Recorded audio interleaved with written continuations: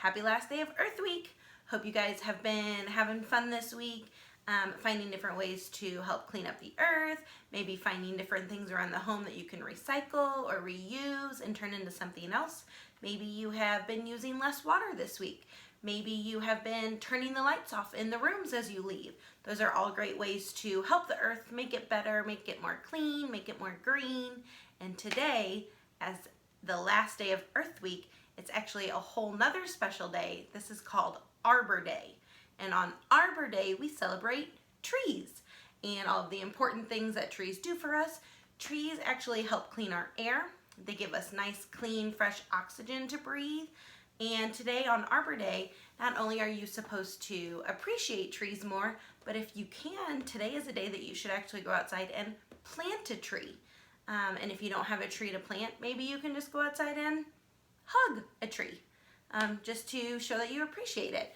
Today, since it is Arbor Day, and we are talking about the importance of trees, we are going to read one of my favorite stories, the Lorax.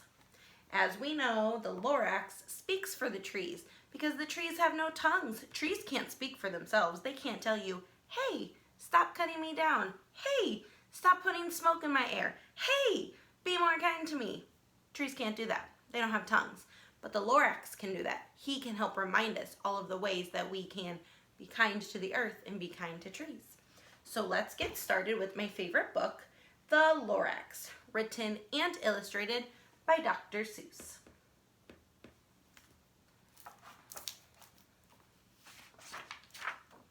The Lorax. At the far end of town where the grickle grass grows, and the wind smells slow and sour when it blows, and no birds ever sing excepting old crows, is the street of the lifted Lorax. Look how gross and yuck that town looks. That would not be a place that I would want to live. And deep in the grickle grass, some people say, if you look deep enough, you can still see today where the Lorax once stood just as long as he could before somebody lifted the Lorax away. What was the Lorax, and why was it there? And why was it lifted and taken somewhere from the far end of town where the grickle grass grows? The old Onceler still lives here. Ask him, he knows. So they want to know, what was the Lorax and why did he leave? We're going to ask the Onceler, he'll tell us.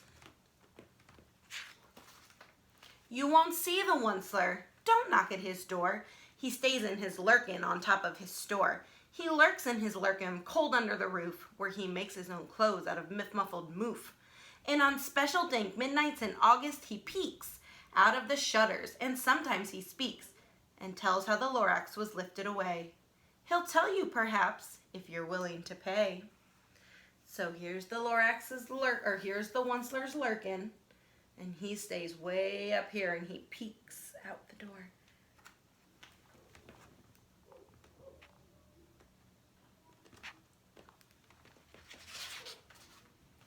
On the end of a rope he lets down a tin pail, and you have to toss in 15 cents and a nail and the shell of a great-great-great-grandfather's snail.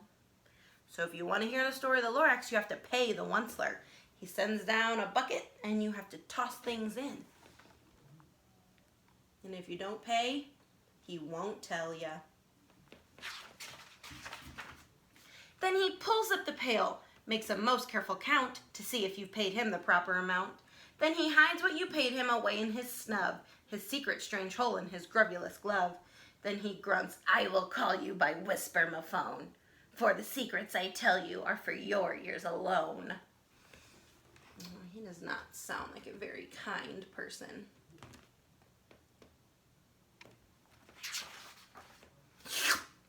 Down slips the whisper-ma-phone to your ear, and the old Onceler's whispers are not very clear, since they have to come down through a snargly hose, and he sounds as if he's had smallish bees up his nose. Now I'll tell you, he says with his teeth sounding gray, how the Lorax got lifted and taken away. It all started way back, a long, long time back.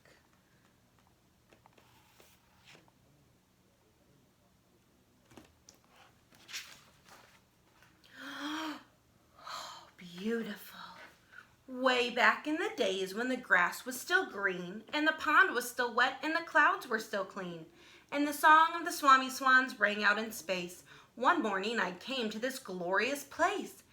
And at first I saw the trees, the truffula trees, the bright-colored tufts of the truffula trees, mile after mile in the fresh morning breeze.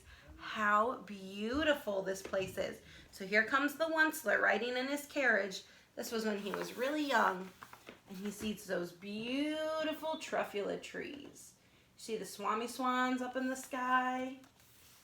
And the beautiful pond where the humming fish hum.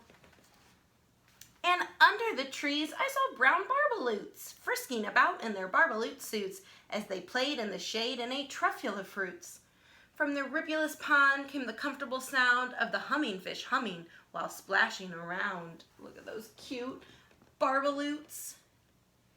They like to eat the truffula fruits out of the trees. But those trees, those truffula trees. All my life I'd been searching for trees such as these. The touch of these trees, the touch of their tufts was much softer than silk, and they had the sweet smell of fresh butterfly milk. I felt a great leaping of joy in my heart. I knew just what to do. I unloaded my cart. Oh, he loves those trees. They're so soft, and they smell beautiful. He knows what he's gonna do. In no time at all, I had built a small shop. Then I chopped down a truffula tree with one chop. And with great skillful skill and with great speedy speed, I took the soft tuft and I knitted a thneed. He chopped down a tree. And that barbaloot was very confused. The instant I finished, I heard a gazump. I looked. I saw something pop out of the stump of the tree I'd chopped down. It was sort of a man. Describe him? That's hard. I don't know if I can. He was shortish and oldish and brownish and mossy, and he spoke with a voice that was sharpish and bossy. Here's the Lorax. He just popped out of the tree stump.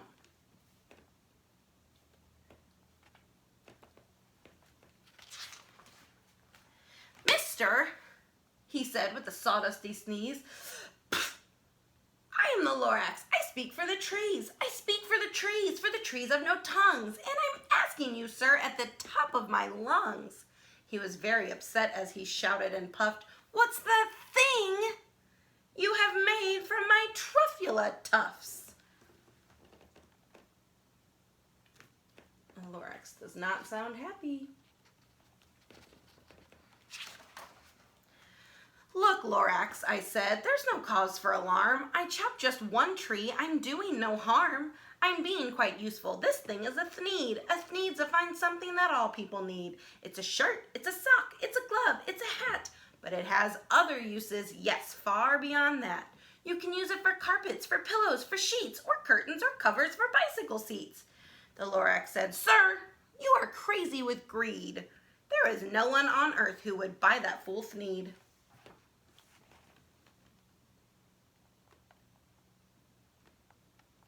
It was a strange looking thing he made.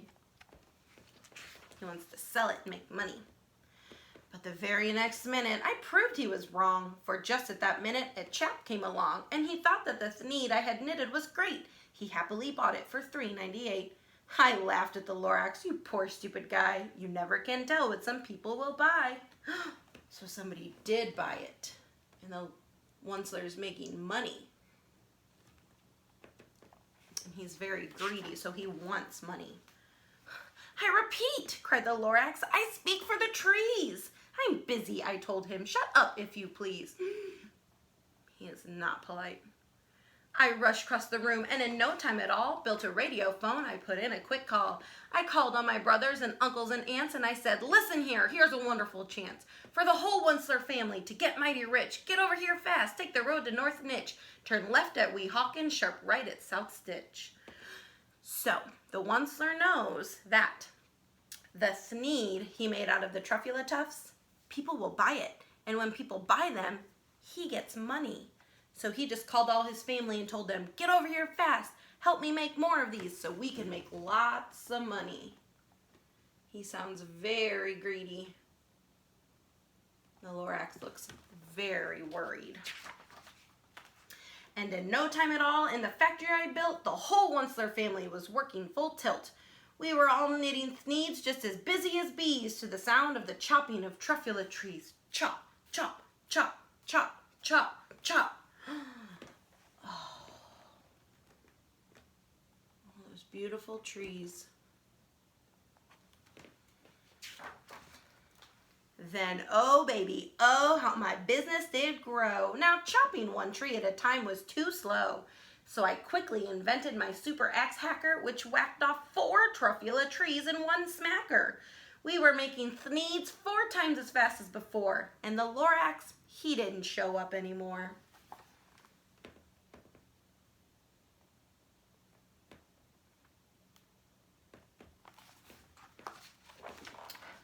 Those poor truffula trees. But the next week, he knocked on my new office door. He snapped, "I am the Lorax who speaks for the trees, which you seem to be chopping as fast as you please. But I'm also in charge of the brown barbaloots, who played in the shade in their barbaloot suits and happily lived eating truffula fruits.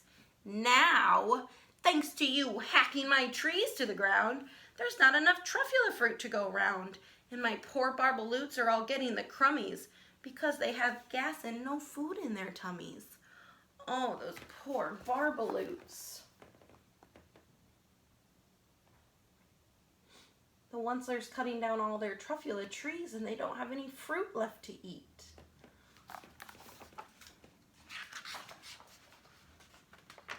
Oops, I missed a page. They loved living here, but I can't let them stay. They'll have to find food, and I hope that they may. "Good luck, boys," he cried, and he sent them away. I, the Onceler, felt sad as I watched them all go. But business is business, and business must grow, regardless of crummies and tummies, you know. So the Onceler feels bad that they all have to leave, but he would rather make more money, so he's going to keep chopping down trees. I meant no harm, I most truly did not, but I had to grow bigger, so bigger I got. I biggered my factory, I biggered my roads, I biggered my wagons, I biggered the loads of thneeds I shipped out. I was shipping them forth to the south, to the east, to the west, to the north. I went right on biggering, selling more thneeds, and I biggered my money, which everyone needs. Oh, there's hardly any trees left, and look at all that smoke in the air. It doesn't look like such a beautiful place to live anymore.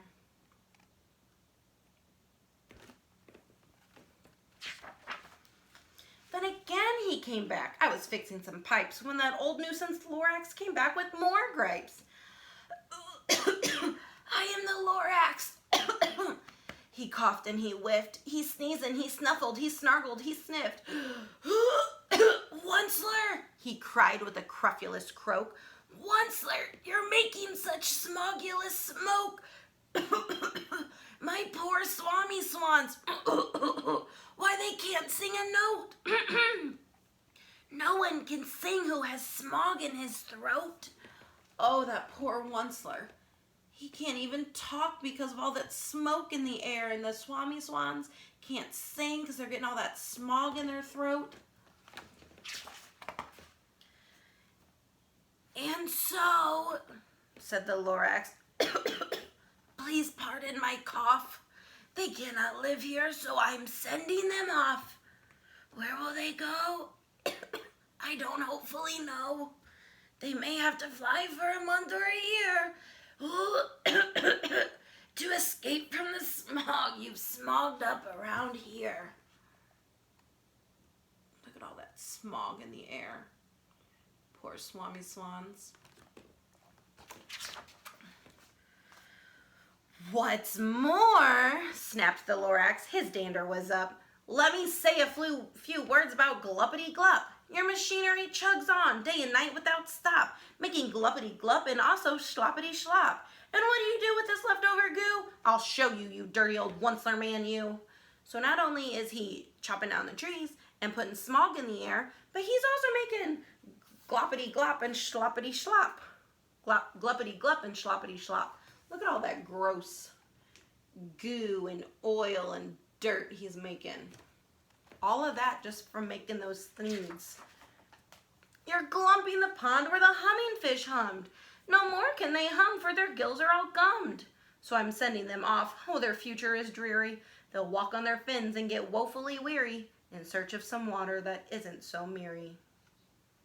So all of that gluppity glup and sloppity slop, it's pouring out into the ponds, and the humming fish can't hum anymore.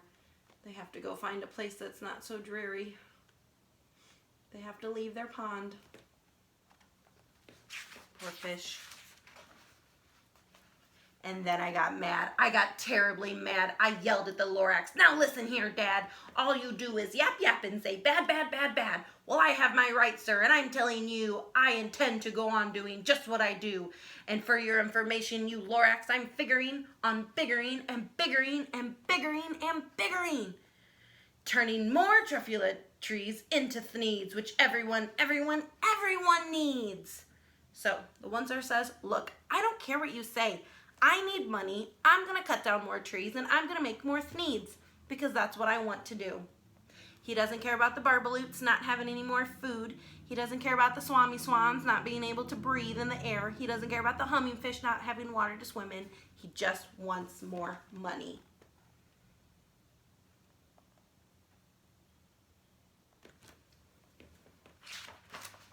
And at that very moment, we heard a loud whack. From outside in the fields came a sickening smack of an axe on a tree. Then we heard the tree fall, the very last truffula tree of them all. He's cut down every tree.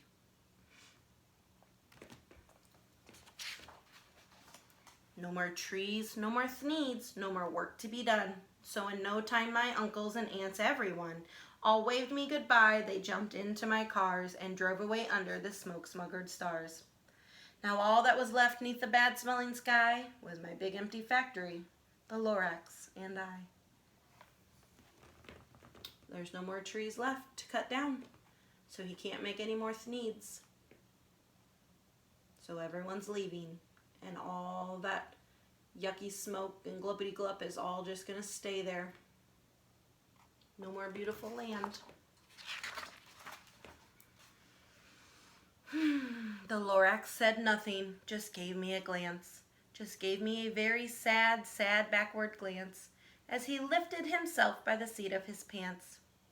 And I'll never forget the grim look on his face when he hoisted himself and took leave of this place through a hole in the smog without leaving a trace.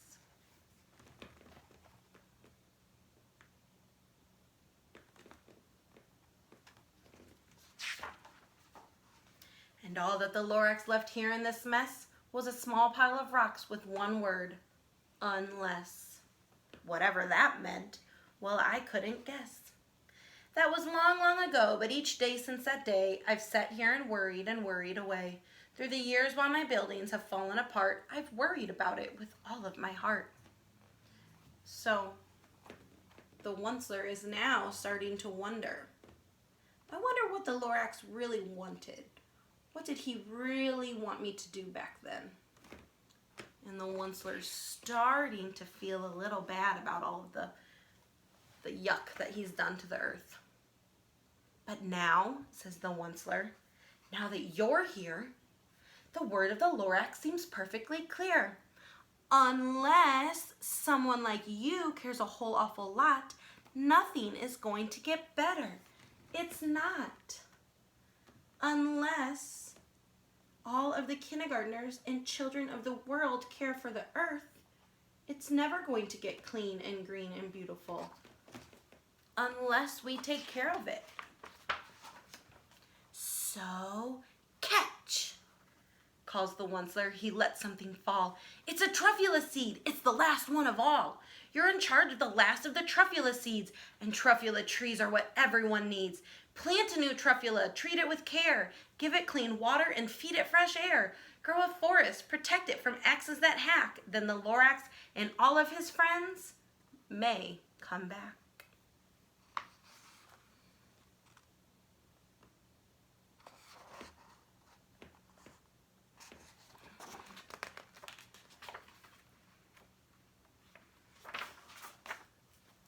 the end.